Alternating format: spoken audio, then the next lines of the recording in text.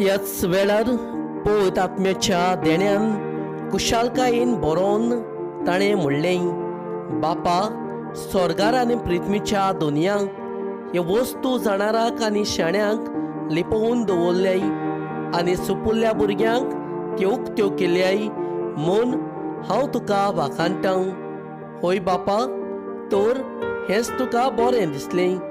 सगल्या म्हज्या बापान म्हज्या हातान घाल्लें आसा आनी पूत कोण तो कोणूच नकलो बगर बाप, आनी बाप कोण तो कोणूच नकलो बगर पूत, आनी जाका बापान दाखोवन दिवची पुताक खुशी आसत ती मनशां.